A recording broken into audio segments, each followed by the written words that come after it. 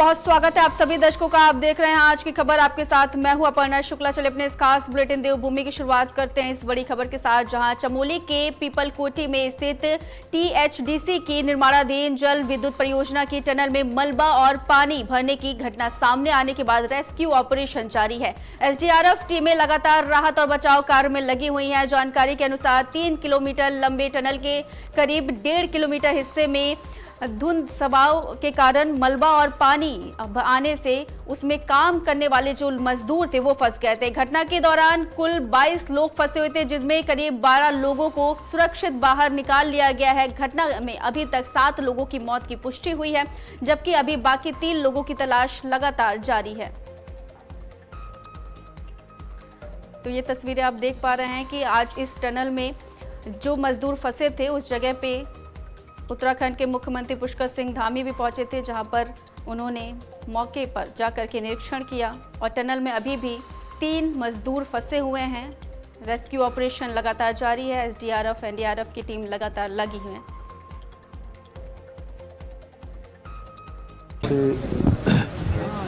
जो कुल 22 लोग, ऐसा अनुमान यहाँ पर बताया गया कि 22 लोग कुल काम कर रहे थे। उसमें से 3 लोगों को छोड़ के बाकी सभी लोग रेस्क्यू हो गए हैं और जो गंभीर रूप से घायल हैं उनको यहाँ एडमिट किया है अस्पताल में। और कुछ लोगों के लिए बेस में भी बात की गई है कि बेस में अगर जिनको भेजना है बेस में भेजा जाएगा। और एम्स ऋषिकेश में भी सारी व्यवस्थाएं वहाँ की गई हैं। यहाँ पर बचाव के लिए और खोजबीन के लिए सभी प्रकार की एजेंसियाँ यहाँ पर हैं। एनडीआरएफ भी है, एसडीआरएफ भी है, आईटीबीपी के लोग भी हैं। उत्तराखंड के जो हमारा आपदा प्रबंधन डिपार्टमेंट है वो सारा का सारा यहाँ पर काम कर रहा है। अन्य एजेंसियाँ, जिला प्रशासन लगातार काम कर रहा है। प्रभारी मंत्री के रूप में यहाँ के श्री भरत सिंह चौधरी जी हमारे राज्य सरकार की तरफ से कल से यहाँ पर हैं। और अभी अंदर चूँकि ये काम चल ही रहा है, पानी काफ़ी आया हुआ है, मलबा भी काफ़ी है। टनल है जो हाइड्रो पावर प्रोजेक्ट की है, ये टीएचडीसी की टनल है। ये करीब 6:30 पौने 7 बजे करीब शाम इसमें एक मलबा आया है, जिसमें मलबा और पानी काफ़ी मात्रा में आया है। इसमें जो शिफ्ट काम कर रही थी उसमें लोग ट्रैप हुए हैं। उसमें से करीब 14-15 लोगों को निकाल लिया गया है। बाकी के लिए हमारी एनडीआरएफ एसडीआरएफ हमारी सारी मशीनरी वहाँ पर काम कर रही है और हम उम्मीद करते हैं कि अगले कुछ घंटों में हम सभी लोगों को निकाल लेंगे। और वहीं गोपेश्वर में मुख्यमंत्री पुष्कर सिंह धामी ने पीपलकोटी सुरंग हादसे में घायल श्रमिकों से मुलाकात की है। सीएम ने बताया है कि 22 में से 19 श्रमिकों को अब तक बाहर निकाला गया है और जिनमें से कुछ की हालत गंभीर बनी हुई है। सभी का इलाज फिलहाल जारी है और जरूरत पड़ने पर रेफर करने की व्यवस्था की गई है। मुख्यमंत्री ने कहा है कि हादसे की जांच के आदेश दे दिए गए हैं और लापरवाही सामने आने पर कार्रवाई होगी। इसके साथ ही मृतकों के परिजनों को 4 लाख की आर्थिक सहायता राशि देने का भी आश्वासन किया गया है। रूप से घायल है, सभी का इलाज हो रहा है, ठीक से इलाज चल रहा है। सभी प्रकार की जो भी स्वास्थ्य की जरूरी चीज़ें हैं सब की जा रही है। इसके साथ साथ कुछ लोगों को बेस के लिए भी जो है रिफर किया गया है और कुछ को अगर हायर सेंटर भेजना है तो उसकी भी सब व्यवस्था है। हमारा पूरा ध्यान है इस समय कि एक एक व्यक्ति को बचाया जाए। एक एक व्यक्ति की जान जो है हमारे लिए बहुत कीमती है। उसके लिए हर संभव हम लोग जितने भी साधन हैं वो सभी कर रहे हैं। और उनके परिजनों को भी सूचना करवाने के लिए जो घायल लोग हैं या जो भी इस घटना में जिनका भी वो हुआ है, वहाँ के मुख्यमंत्री छत्तीसगढ़ के, झारखंड के, मैंने उनसे स्वयं बात करके उनको सूचना बता दी है कि यहाँ पर जो है उनके लिए सभी प्रबंध यहाँ पर जो भी है जरूरी है हम लोग कर रहे हैं। सर, 2 जानकारी क्या मजिस्ट्रेट इंक्वायरी होगी और जो मृतक बिल्कुल ये घटना क्यों हुई है और इसकी मजिस्ट्रियल जांच के हमने आदेश कर दिए हैं अभी। और इसमें सख्त से सख्त जांच होगी और बिल्कुल कहीं पर कोई लापरवाही बरती जाएगी तो उस पर कार्रवाई होगी। साथ ही जो जिनकी इस दुर्घटना में जान गई है उनके लिए हम लोग राज्य सरकार की तरफ से 4 लाख रुपए का भी जो है हम लोगों ने जो है तो सहायता है वो करने का भी। चलिए अगली खबर का रुख करते हैं। देहरादून में आपदा प्रबंधन मंत्री मदन कौशिक ने पीपलकोटी सुरंग हादसे के बाद राहत और बचाव कार्यों की समीक्षा की है। उन्होंने बताया कि हादसे में कुल 22 मजदूर फंसे थे। इनमें से 12 घायलों का जो है वो इलाज चल रहा है, जबकि 7 शव बरामद किए जा चुके हैं। अभी भी 3 मजदूरों की जो तलाश है वो जारी है। मंत्री ने कहा है कि राहत और बचाव में पूरी टीम जुटी हुई है और जल्द ऑपरेशन पूरे होने की उम्मीद है। जो कल अचानक ही मलबा और पानी आने के कारण वहाँ कुछ मजदूर जो काम कर रहे थे वो टनल के अंदर फंस गए थे। उनकी टोटल संख्या 22 थी। 22 में से जो घायल थे 12 को वहाँ गोपेश्वर पीपल कोटी हॉस्पिटल में उनको एडमिट कराया गया। एक को श्रीनगर बेस हॉस्पिटल में भी लेकर आए हैं। एक को छुट्टी दे दी गई है। 7 की बॉडी रिकवर की गई है। अभी 3 वहाँ रिकवर नहीं हुए, लापता है। उन 3 के लिए भी ऑपरेशन चल रहा है। और वहीं देहरादून में मुख्यमंत्री पुष्कर सिंह धामी ने मुख्यमंत्री आवास पर तिरंगा फहराया है। उन्होंने प्रदेशवासियों से हर घर तिरंगा अभियान में बढ़ चढ़कर हिस्सा लेने की अपील की है। सीएम ने लोगों से घरों, प्रतिष्ठानों और सार्वजनिक स्थलों पर राष्ट्र ध्वज फहराने के साथ साथ राष्ट्र संहिता का पालन करने की भी अपील की है। उन्होंने कहा है कि हर घर तिरंगा सिर्फ अभियान नहीं बल्कि राष्ट्रभक्ति, एकता और गौरव की भावना का उत्सव है। मुख्यमंत्री ने तिरंगे के सम्मान और राष्ट्र प्रेम के साथ इसे जन आंदोलन बनाने का आह्वान किया। चलिए खबरों में आगे बढ़ते हैं। दून विश्वविद्यालय में मुख्यमंत्री पुष्कर सिंह धामी ने छात्र छात्राओं से सीधे तौर पर संवाद किया है। युवाओं ने पलायन, रोजगार, उच्च शिक्षा और एआई के साथ साथ देहरादून की ट्रैफिक समस्या पर भी सवाल पूछे हैं। सीएम धामी ने युवाओं से बदलती तकनीक के साथ अपने कौशल को विकसित कर फ्यूचर रेडी बनने का आह्वान किया है। उन्होंने कहा कि उत्तराखंड में रिजर्व माइग्रेशन तेजी से बढ़ रहा है और सरकार रोजगार और स्वरोजगार के नए मौके जो है तैयार कर रही है। वहीं देहरादून में देश की 5वीं साइंस सिटी का निर्माण किया जा रहा है। भी और युवाओं के साथ संदेश भी क्या रहेगा? आज यहाँ पर 2 बड़े महत्वपूर्ण कार्य हुए हैं। एक तो पहला पुस्तकालय भवन जिसका नाम भारत रत्न डॉक्टर भीमराव अंबेडकर जी के नाम से रखे जाने का हम लोगों ने निश्चय किया है, निर्णय लिया है यहाँ पर। और वहाँ पर बायोलॉजिकल क्लासों के लिए भी भवन बना है। दोनों ही भवन बड़े अच्छे बने हैं। और दूसरा, आज यहाँ पर एफएम रेडियो की भी दून विश्वविद्यालय ने शुरुआत की है और इस एफएम रेडियो के माध्यम से हमारे यहाँ के शिक्षक, यहाँ के विद्यार्थी अपनी बात आम जन तक पहुँचा पाएंगे और एक अच्छा मंच उनको यहाँ से मिलेगा। और एक नवाचार है विश्वविद्यालय में ये।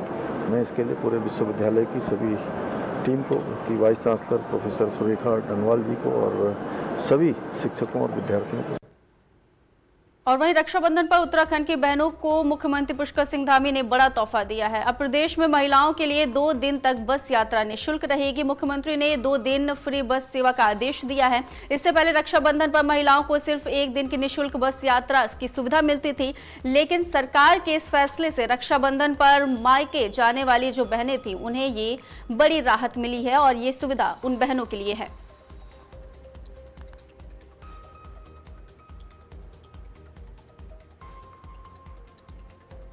रक्षाबंधन का पर्व बहुत ही हमारे यहाँ का भाई बहन का एक पवित्र पर्व माना जाता है। इस दिन उनके आने जाने के लिए सुविधा हो और वो निःशुल्क सुविधा हो, इसलिए हम अब 1 दिन की जगह 2 दिन जो है निःशुल्क बस सेवा करते हैं।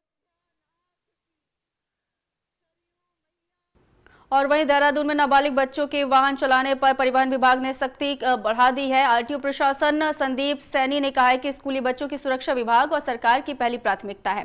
नाबालिग वाहन चालकों पर अभियान चला करके कार्रवाई की जा रही है और बाइक स्क्वाड से निगरानी भी रखी जा रही है ताकि बच्चे ऐसी हरकत ना करें। बच्चों को वाहन देने वाले अभिभावकों को भी ये जिम्मेदारी समझनी होगी और जाननी होगी कि उन्हें वाहन नहीं देना है। नियम तोड़ने पर 25,000 रुपए तक जुर्माना और वाहन का रजिस्ट्रेशन 1 साल तक के लिए निलंबित किया जा सकता है। ऐसे मामले का निस्तारण कोर्ट के जरिए होता है।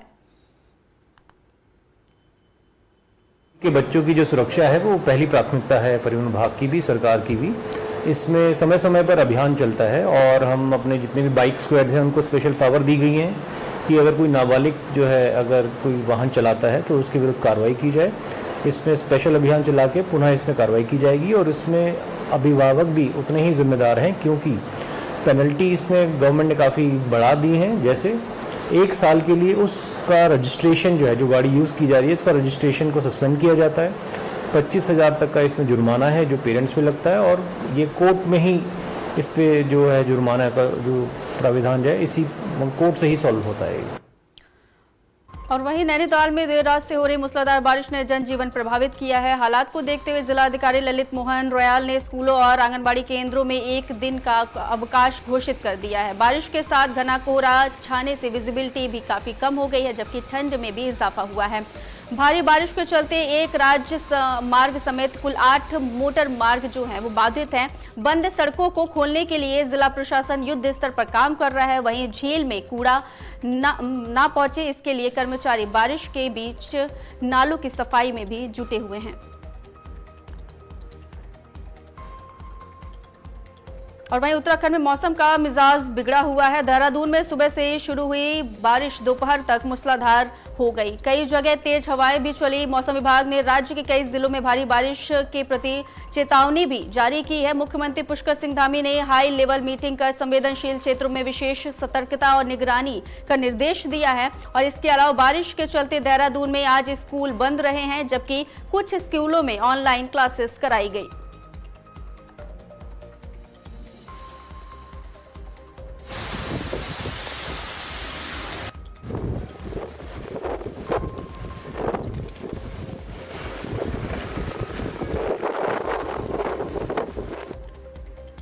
चलिए अगली खबर का रुख करते हैं। हरिद्वार में कांवड़ मेला सुरक्षित और सुचारू रूप से संपन्न हुआ। एडीजीपी कानून व्यवस्था वी मुरुगेसन ने बताया है कि उत्तराखंड पुलिस और सभी प्रशासनिक एजेंसियों के सहयोग से ये मेला सफल रहा है। उन्होंने कहा है कि इस साल करीब 4.8 करोड़ जो कांवड़िए थे वो हरिद्वार पहुंचे थे। बढ़ती कांवड़ियों की संख्या के बावजूद व्यवस्थाएं सुचारू रही। सारे तैयारी शासन से लेके माननीय मुख्यमंत्री जी ने मीटिंग करी और उसके बाद सारा मीटिंग हुई, तैयारियां पूरा हुआ है। प्लानिंग के हिसाब से फिर एग्जीक्यूट हुआ। हमारा फोर्स उत्तराखंड पुलिस फोर्स और शासन के और प्रशासन के सारे एजेंसीज हमारे साथ दिए, तो मेला सब कुशल संपन्न हुआ। धन्यवाद। कांवड़िया का नंबर हर साल बढ़ते जा रहा है। इस साल पिछले साल से 8% ज्यादा है, यानी कि 4 करोड़ 80 लाख के आसपास का हमारे अनुमान रहा। अगले साल भी और बढ़ेगा और थोड़ा इंफ्रास्ट्रक्चर भी और आगे ठीक हो जाएगा, तो हमारा प्लानिंग भी और ठीक रहेगा। तो अभी हमारे एसएसपी से हमें एक किया है कि जो भी इसमें कमियां रही है उसे हमें नोट कर लिया जाए, अगले साल के उसी हिसाब से तैयारी हो। और वहीं उत्तराखंड सरकार के एप्पल मिशन के सकारात्मक परिणाम अब धरातल पर दिखाई देने लगे हैं। पहाड़ी और कम ऊंचाई वाले क्षेत्रों में गाला समेत उन्नत किस्मों के सेब का उत्पादन तेजी से बढ़ रहा है। सरकारी सब्सिडी और तकनीकी सहायता से युवा किसान बागवानी को रोजगार का जरिया बना रहे हैं। उद्यान विभाग के मुताबिक उत्तराखंड में तैयार होने वाली अगेती सेब की किस्में हिमाचल से पहले बाजार में पहुंच रही है और जिससे किसानों को बेहतर दाम मिल रहे हैं। टिहरी के जौनपुर क्षेत्र के किसान कुलदीप शाह ने 80% सब्सिडी का लाभ लेकर के करीब 500 सेब के पौधे लगाए हैं।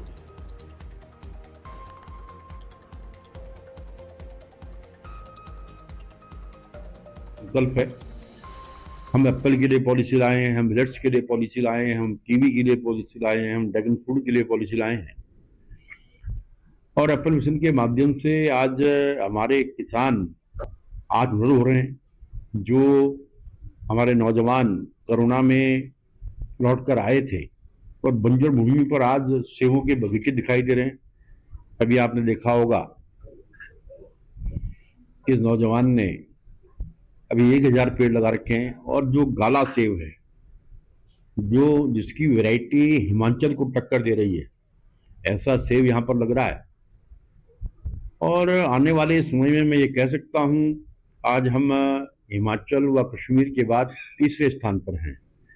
लेकिन इस प्रकार से हमारे किसान काम कर रहे हैं और सरकार इनकी है गाला वगैरह जो वेराइटीज है अर्ली वेराइटीज है, और यहाँ पर किसान उसको इसलिए प्रीफर कर रहे हैं क्योंकि हिमाचल से हमको जो है अर्ली क्रॉप मिल जाता है, जिसके वजह से इनको रेट काफ़ी अच्छा मिलता है।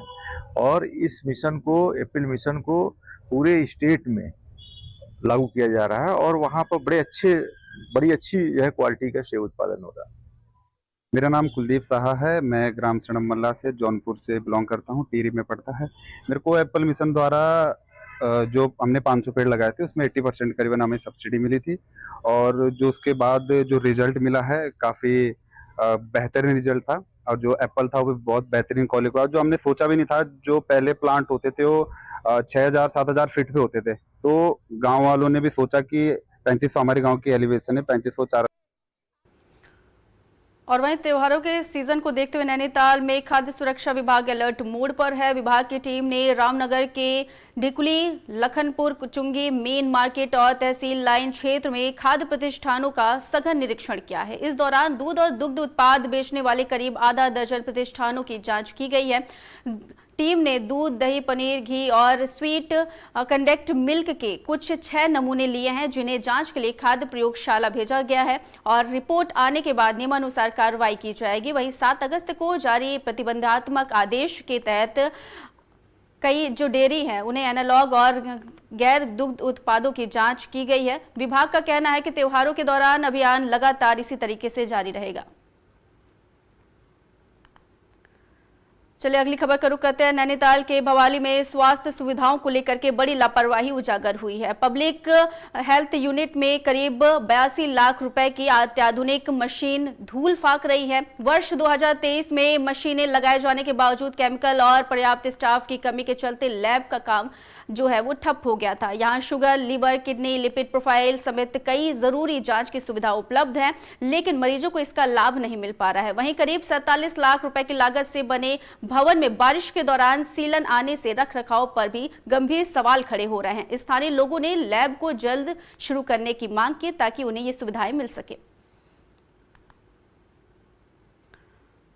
और वहीं चमोली की नीति घाटी में भारी बारिश के बाद तमक नाले का जल स्तर बढ़ने से पुल बह गया है, जिससे वाहनों की आवाजाही ठप हो गई। प्रशासन ने ह्यूम पाइप लगा करके अस्थायी वैकल्पिक मार्ग तैयार किया है, जिसके बाद यातायात बहाल कर दिया गया है।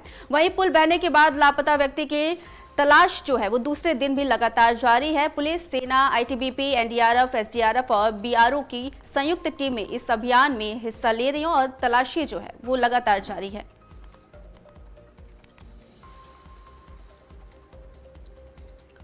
फिलहाल इस बुलेटिन में सिर्फ इतना ही। आगे भी खबरों का सिलसिला जारी रहेगा। देखते रहिए आज की खबर। नमस्कार।